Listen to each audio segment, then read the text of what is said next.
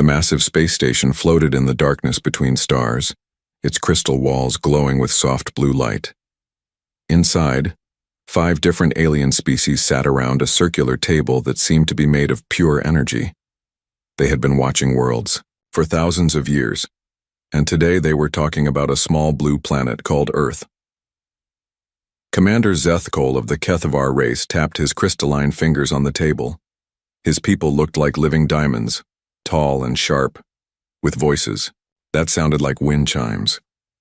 "The humans have been quite busy lately," he said, his voice echoing in the chamber. "Their technology has grown faster in the last 100 years than in their previous 1,000. Floating beside him was Vexara, a being made of pure purple energy. The Zephyrians had no solid bodies, just consciousness held together by advanced science. "Still primitive," she hummed, her voice like electricity crackling. "They barely left their own planet. Their fastest ships take months to reach their moon." The third member was different from the others. Hive Queen Nestara was an insect creature, but she spoke with the voices of millions of her children. Her 6 arms moved in perfect rhythm as she cleaned her mandibles. The collective agrees. Humans show no signs of true advancement. They still fight each other over resources. General Vorthak slammed his scaled fist on the table, making the energy ripple. The reptilian warrior was twice the size of the others, covered in dark green scales and battle scars. "Pathetic mammals," he growled. "They cannot even unite their own species. How could they pose any threat to the galaxy?"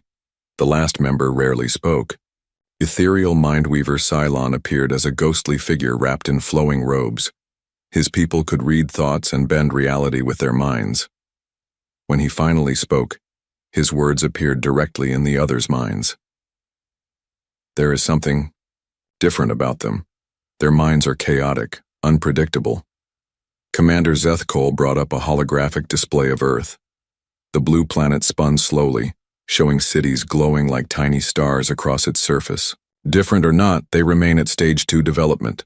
They have basic space travel, simple energy weapons, and primitive computers. According to our classification system, they are at least 500 years away from becoming a galactic threat. The Galactic Observation Council had watched over 10,000 worlds. They had seen species rise from caves to conquer star systems.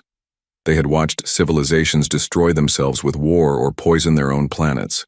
They had observed, first, contact between species, the formation of galactic empires, and the fall of ancient kingdoms among the stars. Earth was just another entry in their vast database. The humans had been watched since they first discovered fire. Every major event in human history had been recorded, studied, and filed away. The Council knew about their wars, their art, their slow progress toward the stars. "Remind me of their current capabilities," General Vorthak said, leaning back in his massive chair. Vexara waved her energy hand and new displays appeared. Crude chemical rockets for space travel, nuclear weapons that are barely more powerful than large conventional explosives, primitive computers that fill entire rooms. Their fastest communication travels at light speed through copper wires and radio waves. Hive Queen Nestara's multiple voices spoke in harmony. The collective has observed their military tactics. Disorganized, no unified command. They still use projectile weapons that fire small metal pieces. Their armor cannot stop our basic energy rifles. Commander Zethkol nodded slowly. The Kethavar had been spacefaring for over 50,000 years. They had seen the same pattern countless times. Standard development curve. They will likely discover faster than light travel in another 3 to 5 centuries, if they do not destroy themselves first. This was what the Council did. They watched, they studied, and they predicted. When a species reached Stage 3 development, they would make contact. Some species were invited to join the galactic community. Others were given warnings to stay in their home systems. A few, the dangerous ones, were prevented from spreading beyond their worlds. But humans were nowhere close to Stage 3. They were still fighting over their own planet, still burning fossil fuels, still struggling with diseases that advanced. Medicine had cured thousands of years ago. "Perhaps it is time for a civilization stress test," suggested General Vorthak. His yellow eyes gleamed with interest. "We have not conducted one in several cycles. The other council members turned to look at him. The stress test was a standard procedure, but it was rarely needed these days. Most civilizations followed predictable patterns. "Explain your reasoning," Commander Zethkol said. The massive reptilian general stood up, his scales catching the blue light from the crystal walls. "Humans have been developing rapidly, faster than our models predicted. We should test their response to external pressure while they are still manageable." Ethereal, Mindweaver Cylon's ghostly form shimmered. His mental voice was calm but curious. "What do you expect to learn?" "Whether they will unite or fragment under pressure," General Vorthak replied. "Whether they will surrender, fight, or attempt to flee. Standard behavioral analysis. The test will tell us if they need to be monitored more closely or if they can be left to develop naturally." The stress test had been performed on hundreds of worlds. The procedure was simple and effective. A small fleet would appear at the edge of a species' home system. The aliens would make their presence known, then observe how the species reacted. Most species followed one of three patterns. They either surrendered immediately, recognizing they were outmatched. They tried to negotiate, offering resources or information in exchange for safety. Or they fought back with everything they had, usually resulting in a quick defeat that taught them their place in the galaxy. The test would be minimal, General Vorthak continued. A standard expeditionary force, 12 battlecruisers, a full fighter wing, and 50,000 troops. Enough to demonstrate our capabilities without causing unnecessary destruction. Bexara's energy form pulsed thoughtfully. The Zephyrians approve. It has been too long since we conducted proper analysis of a developing species. The Hive Queen's multiple voices buzzed in agreement. The collective concurs. Human behavior patterns require updating in our database. Commander Zethkol looked at the image of Earth still spinning in the holographic display.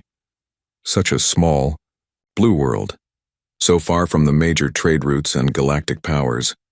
What harm could there be in conducting a simple test? "Very well," he said finally. "We will proceed with a civilization stress test. General Vorthak, prepare your expeditionary force. Standard protocols, minimal damage to infrastructure. We want to observe their response, not eliminate them." The reptilian general grinned, showing rows of sharp teeth. "It will be ready within the cycle. This should be educational." Ethereal Mindweaver. Cylon said nothing more, but his ghostly form seemed to flicker with unease.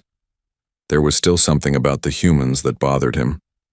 Their minds were unlike any other species he had encountered. Where most civilizations thought in orderly, predictable patterns, human thoughts were chaotic, creative, and strangely resilient. But the decision had been made. The test would proceed. As the council meeting ended and the members returned to their duties, none of them noticed the small changes in Earth's energy signatures. The increased activity around their military installations, the sudden darkness of certain research facilities, the slight alterations in satellite orbits. To the advanced sensors of the Galactic Observation Council, these changes looked like normal fluctuations in a primitive civilization. They had no way of knowing that every major government on Earth had just received the same message. Unknown vessels detected at the edge of the solar system. Activate Protocol 7. This is not a drill. The test was about to begin, but the council had no idea which side would be doing the testing. General Vorthak stood on the command bridge of his flagship, the Devastation of Worlds. Around him, his crew moved with efficient precision, preparing for what should be a simple demonstration of superior firepower. Through the massive viewport, he could see the rest of his fleet arranged in perfect formation. 12 battlecruisers hung in space like sleeping giants. Each ship was the size of a human city, covered in armor that could withstand direct hits from nuclear weapons. Their energy shields shimmered faintly, more than enough protection against anything the primitive humans could throw at them. Surrounding the capital ships, 144 fighter craft moved in precise patterns. Each fighter was crewed by elite Vorthak pilots who had conquered dozens of worlds. Their weapons could slice through mountain ranges, and their speed made them nearly impossible for primitive sensors to track. "Status report," General Vorthak commanded, his deep, voice echoing across the bridge. "All ships report ready, General," replied his second-in-command, Captain Throckmar.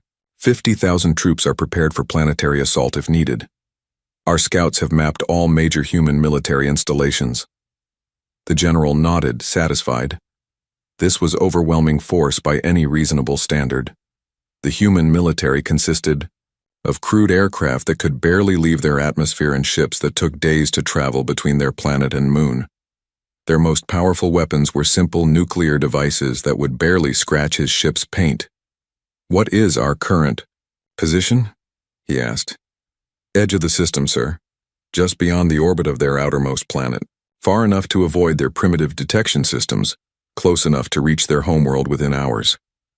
General Vorthak had conducted 17 civilization stress tests during his long career. They always followed the same pattern. The aliens would reveal themselves, usually by disabling a few satellites or appearing on the species' communication networks. Then they would wait. Most species panicked immediately. Their governments would fall into chaos as they tried to decide whether to fight or surrender. Military forces would scramble uselessly, preparing for battles they could not win.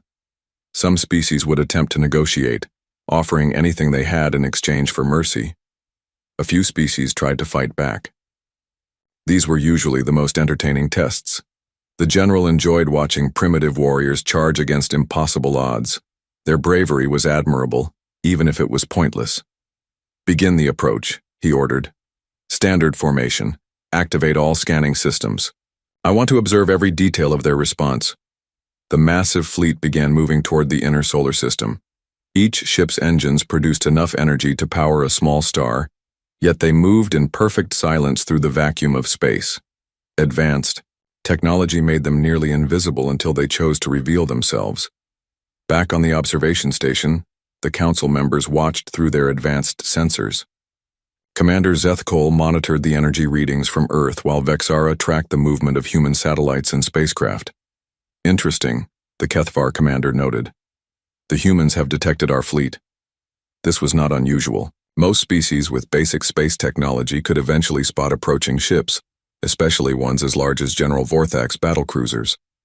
"What is their response?" asked Hive Queen Nestara.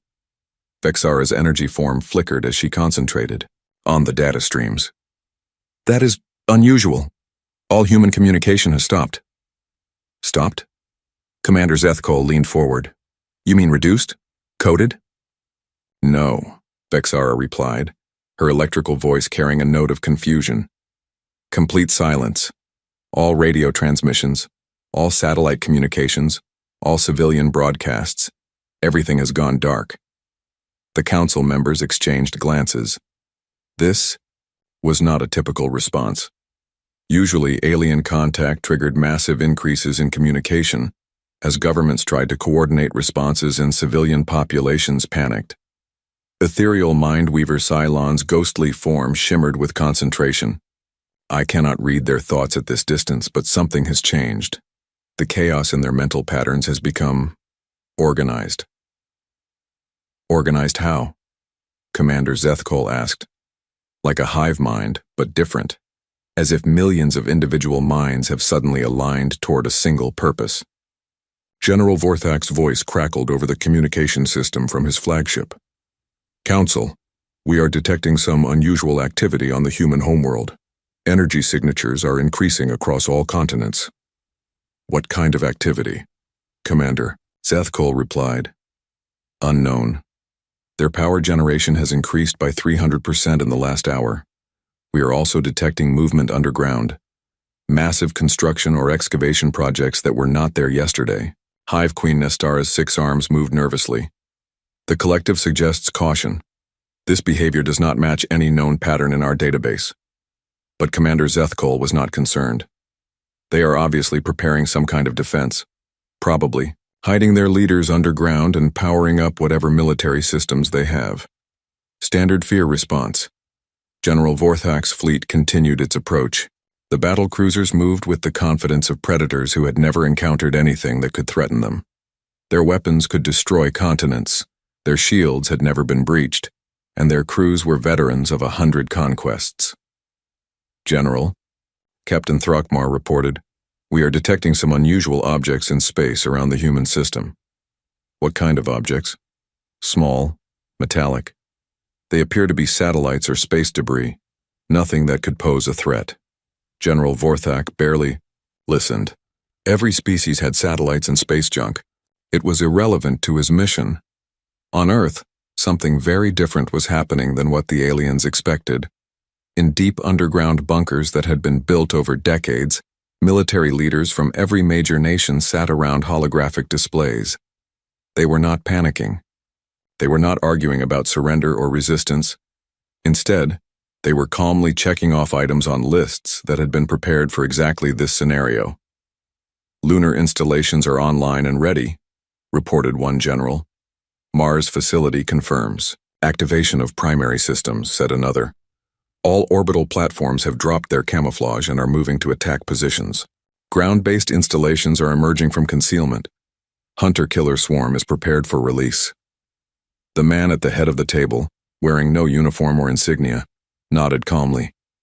He had been preparing for this day for 30 years. Ever since deep space monitoring stations had first detected signs of advanced alien civilizations.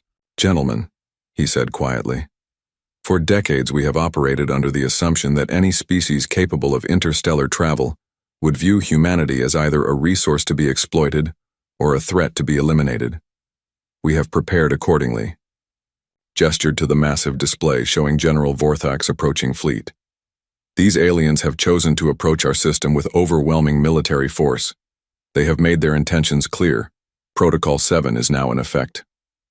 Around the table, military leaders from nations that had been enemies just hours before nodded in grim agreement. Humanity's greatest secret was not their advancing technology. It was their ability to unite instantly when faced with extinction. "Release the hunter-killers," the man ordered. "Begin orbital bombardment preparations. Signal all sleeper units throughout the galaxy. It's time to see if our preparations were sufficient." High above Earth's atmosphere, objects that had appeared to be simple communication satellites began to unfold. What the aliens had dismissed as primitive space junk revealed itself to be something far more dangerous. General Vorthak's confidence was about to be tested in ways he had never imagined. The humans were not preparing to surrender or negotiate. They were preparing to demonstrate why peaceful first contact should always be the preferred option. The test was about to begin, but the aliens were about to discover they were not the ones administering it. The silence from Earth was complete and absolute. General Vorthak had seen fear before, but this was different. Usually species became more active when facing extinction, not less. Their communications would flood with panic messages, their leaders would make desperate speeches, their military would scramble to organize some kind of defense. Earth had simply gone quiet. "Captain Throckmar," the general called to his second-in-command. "How long since the humans stopped transmitting?" 47 minutes, sir. Complete radio silence across all frequencies. Even their civilian entertainment broadcasts have ceased." This was unprecedented in General Vorthak's experience. He had conquered worlds where the inhabitants fought to the last breath, screaming defiance even as his ships reduced their cities to ash. He had seen species surrender immediately, flooding every communication channel with offers of submission, but he had never seen anything like this eerie quiet. On the observation station, the council members were equally puzzled. Commander Zethkol manipulated the holographic displays, trying to understand what they were seeing. "Energy readings continue to increase," he reported. "Industrial output has risen by 500%. Yet we detect no increase in military activity. Perhaps they are hiding," suggested Hive Queen Nestara. "The collective has observed species attempting to conceal their populations underground during times of crisis." Vexara's energy form pulsed with concentration as she analyzed the data streams from dozens of sensors. Thermal imaging shows no decrease in surface population. Humans are still present in all major cities. They are simply not communicating. Ethereal Mindweaver. Cylon remained silent, but his ghostly form flickered with increasing unease. At this distance, he could not read individual human thoughts, but he could sense the overall mental patterns of the species. What he felt made no sense. General Vorthak, Commander Zethkol's voice crackled over the communication system. "What is your assessment of the situation?" The reptilian commander studied the tactical displays on his bridge. His fleet was now halfway between the outer planets and Earth, close enough to reach the human homeworld in less than an hour. Yet still no response from the target. "They are obviously terrified into paralysis," he replied. "Some species freeze. When faced with overwhelming force, it makes conquest easier, though less entertaining." But even as he said this, General Vorthak felt a nagging doubt. His combat instincts, honed by centuries of warfare, were telling him something was wrong. The energy signatures from Earth were not consistent with a civilization paralyzed by fear. "Sir," Captain Throckmar interrupted, "our long-range scanners are detecting unusual activity throughout the solar system." "What kind of activity?" "Movement. Objects that we initially classified as space debris are changing position. Some appear to be accelerating." General Vorthak frowned. "Accelerating toward what?" "Unknown, sir. The objects are too small for our sensors to analyze in detail at this distance." The general dismissed this concern with a wave of his scaled hand. "Probably automated systems responding to our presence. Ancient satellites following old programming." "Irrelevant." But Captain Throckmar was studying his sensor readings more carefully. "Sir, there are thousands of these objects, and they appear to be manufactured, not natural debris." On Earth, the man with no uniform sat in his underground command center, watching displays that showed the alien fleet's steady approach.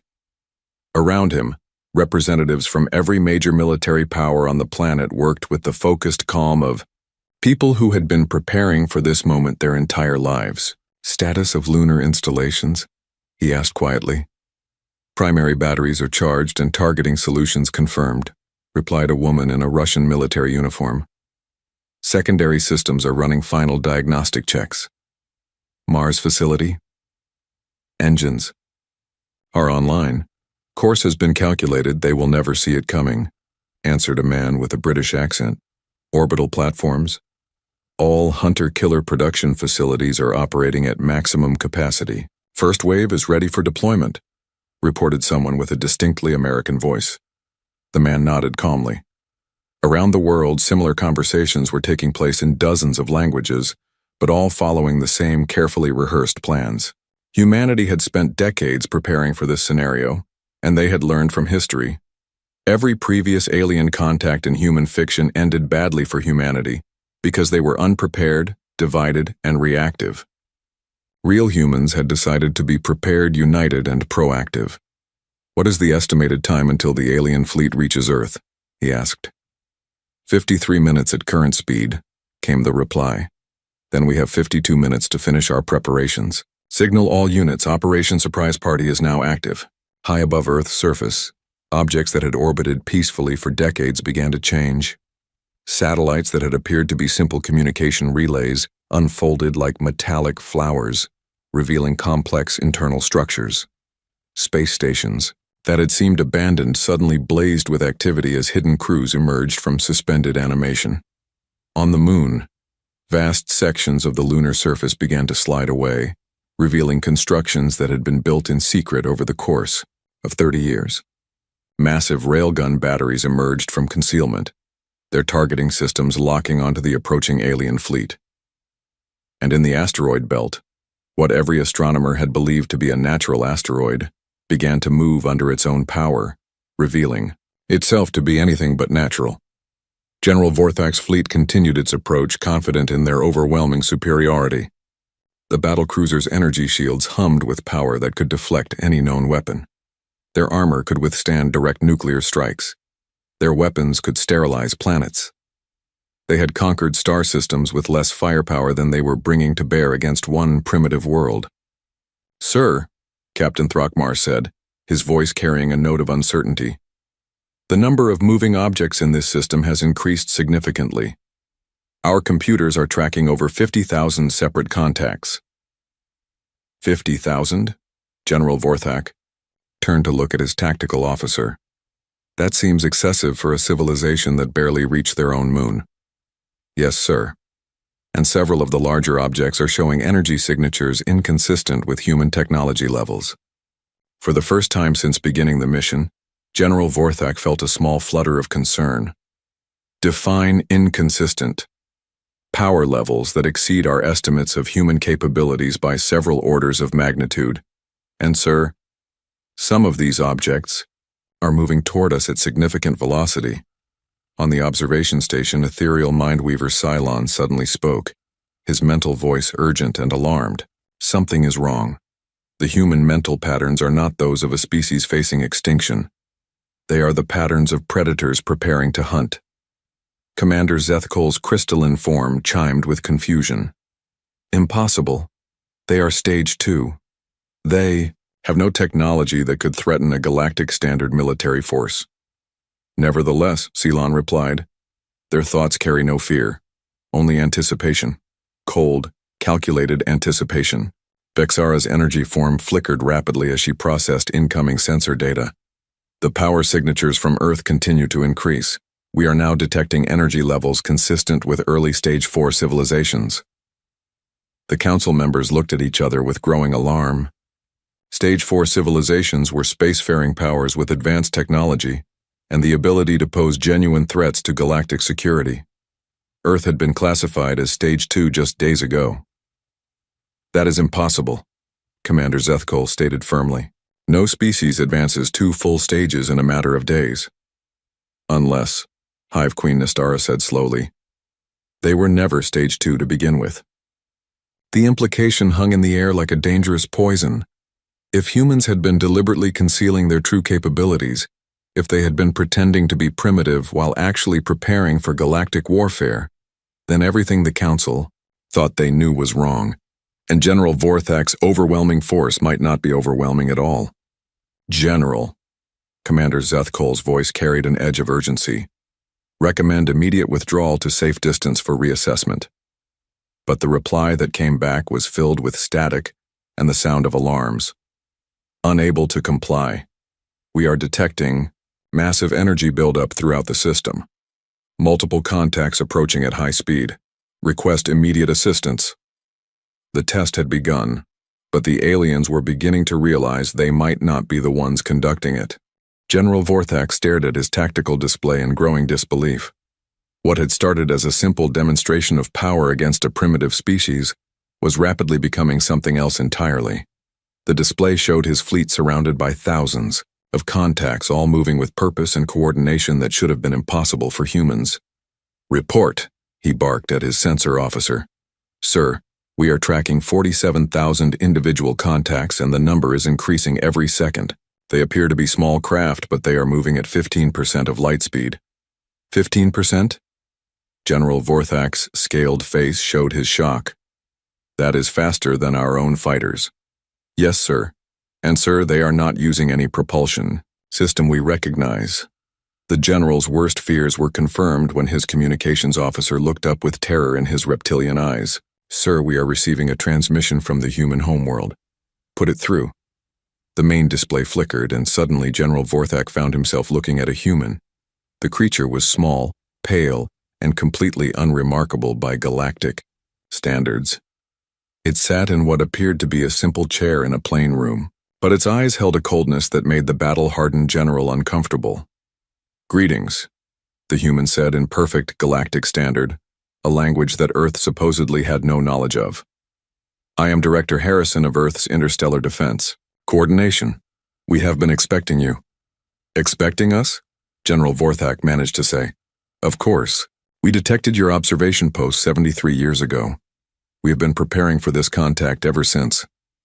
On the observation station, the council members watched in growing horror as their carefully planned test dissolved into chaos. 73 years?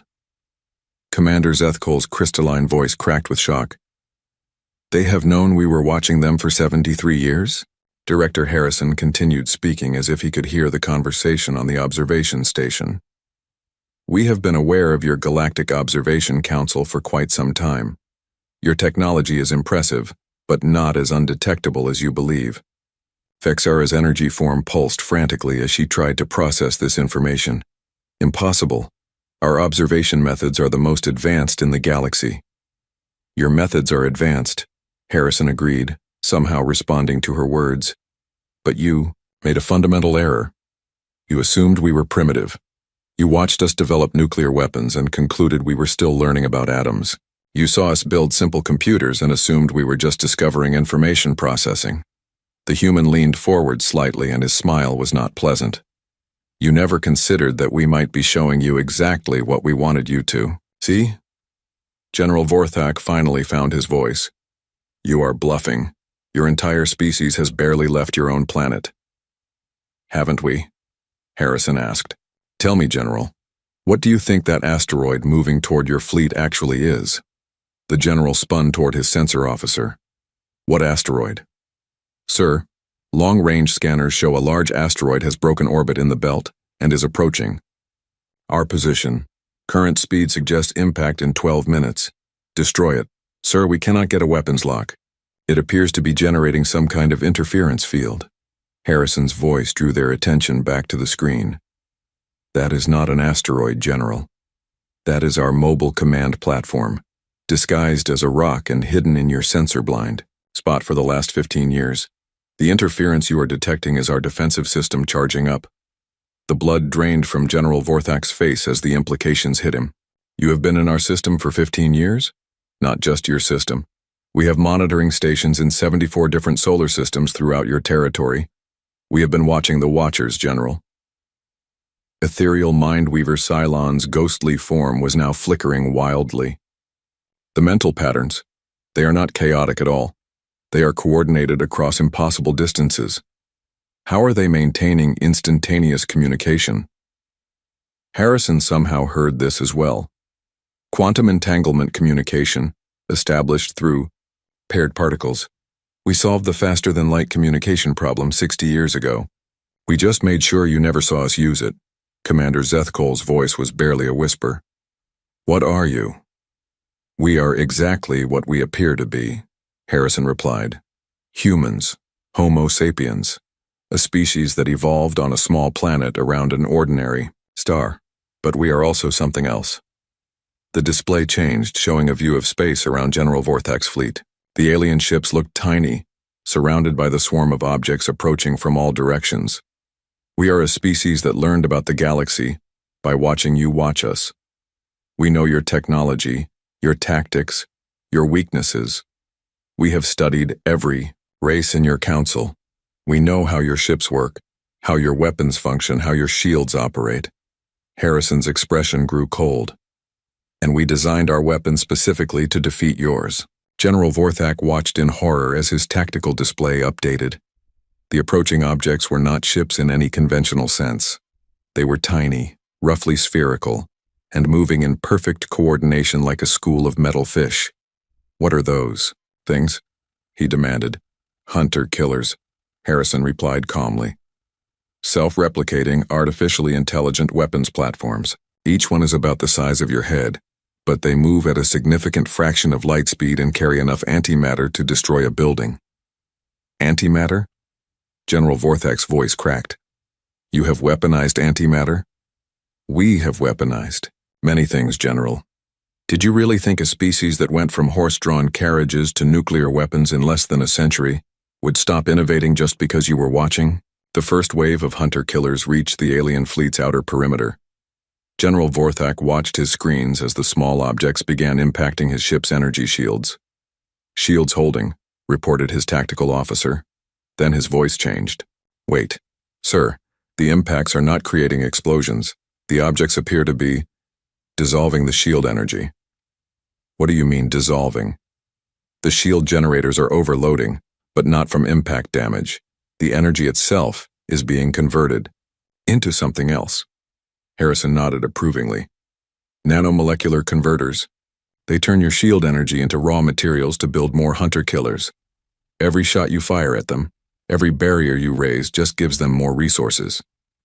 General Vorthak's ship shuddered as the first hunter-killers began impacting the hull. But instead of explosions, he heard the sound of metal being eaten away at the molecular level. Sir! His engineering officer called out, panic in his voice. The hull is being consumed. The objects are somehow breaking down our armor and using it to replicate themselves. How many are there? The general asked desperately. Harrison consulted. something off-screen. Currently, about 2 million and growing rapidly. They double their numbers every 37 seconds using materials from your own ships. The display showed General Vorthak's mighty fleet being swarmed by an ever-increasing cloud of tiny destroyers. Ships that had conquered star systems were being taken apart molecule by molecule. "This is impossible," General Vorthak whispered. "You were stage 2 primitive. We watched you for thousands of years." "You watched us for thousands of years," Harrison agreed, "and we knew you were watching. Every piece of technology you saw us develop was carefully chosen to maintain the illusion that we were harmless. Every war we fought was designed to convince you we could never unite. Every limitation you observed was deliberately performed for your benefit." The general's flagship groaned as hunter-killers began eating through critical systems. "What do you want?" "Right now? We want you to leave our system and never return. Consider this a demonstration of why peaceful contact is always preferable to hostile contact." "And if we refuse?" Harrison's smile was cold as winter. "General, in approximately 8 more minutes you will have no choice in the matter. Your fleet will be completely consumed and the hunter-killers will have enough raw materials to begin Phase 2 of their programming."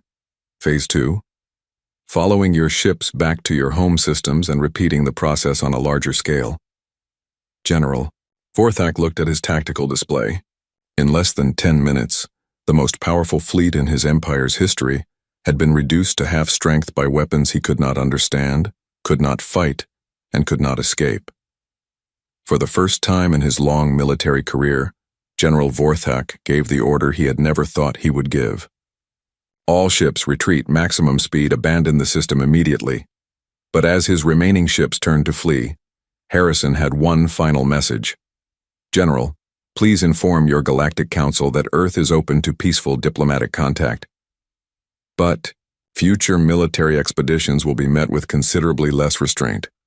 The test was over, and humanity had passed with flying colors. The Galactic Observation Council sat in stunned silence. The crystalline walls of their station, which had witnessed the rise and fall of thousands of civilizations, now seemed fragile and insignificant. For the first time in their long history, they had encountered something that challenged everything they thought they knew about the galaxy. Commander Zethkol stared at the holographic display showing the wreckage of General Vorthak's fleet. Of the 12 mighty battle cruisers that had approached Earth with such confidence, only 4 remained. They limped through space toward the edge of the solar system, their hulls pocked with holes where the human hunter-killers had eaten through, armor that was supposed to be impregnable. "Final casualty report," he said quietly. Vexara's energy form flickered weakly as she compiled the data.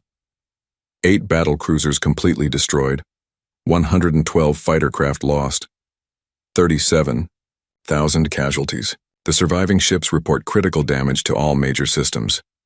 And human losses? 0. The word hung in the air like a death sentence. 0 human casualties. Not a single human ship had been destroyed because, as they had learned too late, humanity had not used ships in any conventional sense. Their weapons were self-replicating machines that operated independently, requiring no crews to risk in battle. Hive Queen Nestara's multiple voices buzzed with distress. "The collective cannot process this data. It contradicts everything in our databases. How does a Stage 2 civilization defeat a galactic military force without losses?" "Because they were never Stage 2, Ethereal Mind Weaver Cylon said, his ghostly form barely visible now. The psychic strain of what he had witnessed had drained his energy. "They have been preparing for this encounter for decades. Every observation we made, every conclusion we drew, was exactly what they wanted us to believe." Commander Zethkol activated the emergency communication system. Within minutes, representatives from the major galactic powers were appearing as holograms around the council table. The Andromedan Empire, the Core Worlds Alliance, the Outer Rim Federation, all the great civilizations that had ruled space for millennia. "Report," demanded Admiral Kresh of the Andromedan Empire, his forearms crossed over his massive chest.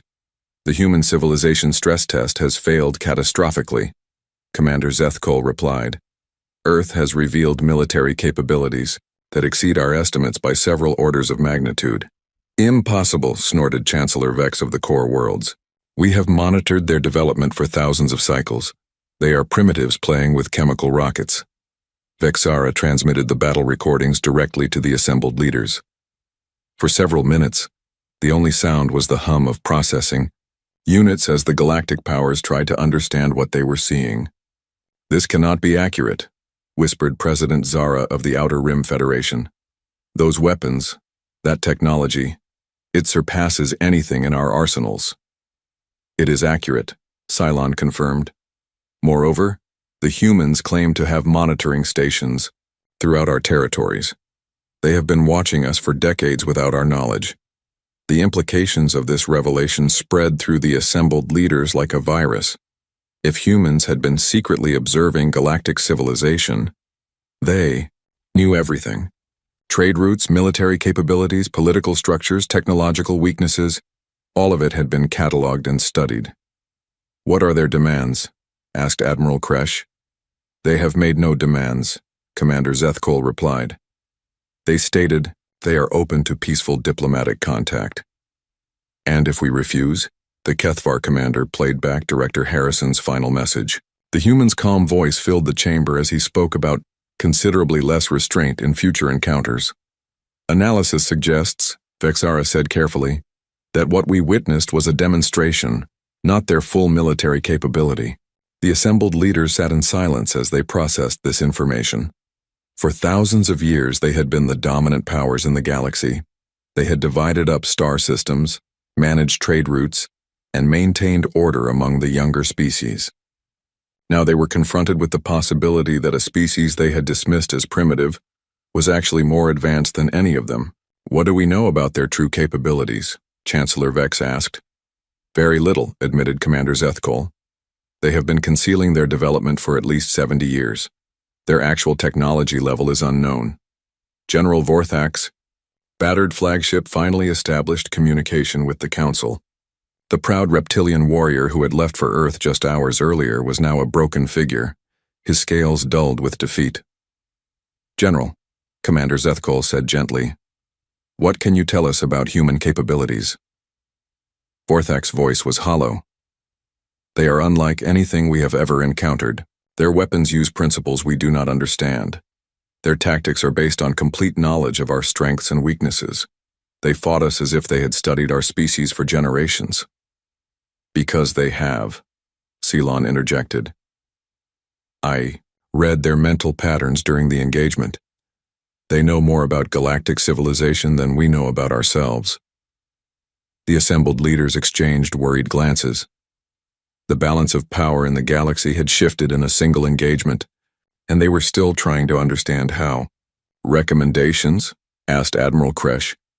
Immediate diplomatic contact, Commander Zethkol replied without hesitation. Earth has demonstrated that they possess the capability to threaten any of our civilizations individually. However, they have also indicated a preference for peaceful relations. And if they are lying? If this is preparation for conquest? Cylon's ghostly form flickered. Then we are already defeated. If what we witnessed was merely a demonstration, their true military might could overwhelm our combined forces, Chancellor. Vex leaned forward. Are you suggesting we surrender to a species we discovered yesterday? I am suggesting we treat them as equals, Commander Zethkol replied firmly. Earth has earned a place at the galactic table through demonstrated capability. The question is whether we welcome them as partners or force them to take it by conquest.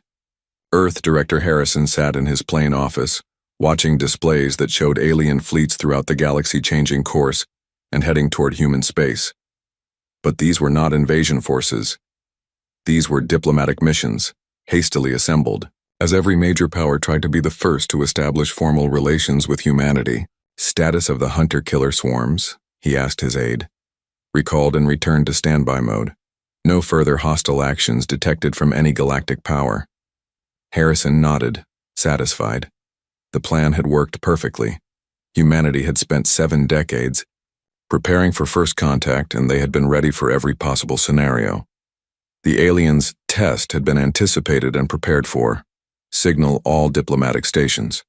Begin broadcasting our standard first contact protocols on all known galactic frequencies. Yes, sir. What should we tell them? Harrison smiled slightly. Tell them that Earth welcomes peaceful contact with all civilizations willing to approach, as equals. Tell them we look forward to sharing knowledge, culture, and technology for the benefit of all species. And the military preparations? Continue as planned. Peace is always preferable, but we remain ready for any eventuality. As diplomatic messages began flowing between Earth and the great powers of the galaxy, the balance that had existed for millennia shifted permanently. Humanity had announced itself to the galactic community not as supplicants seeking acceptance, but as a power demanding respect. The Galactic Observation Council would continue to exist, but their role had fundamentally changed. They were no longer the secret watchers of primitive species. They were now the diplomatic representatives of a galaxy where humans had claimed their place among the great powers. And in the deepest vaults beneath Earth's surface, construction continued on weapons and technologies that would ensure humanity's place in that galaxy remained secure. The hunter-killers had been just the beginning. Earth's true military capabilities remained hidden, a secret that would hopefully never need to be revealed. But if it did, the galaxy would discover that what they had witnessed in those 15 minutes was merely humanity being polite. The age of human isolation was over. The age of humanity as a galactic power had begun. And across the stars, every civilization now knew that the small blue planet they had dismissed for so long was anything but harmless.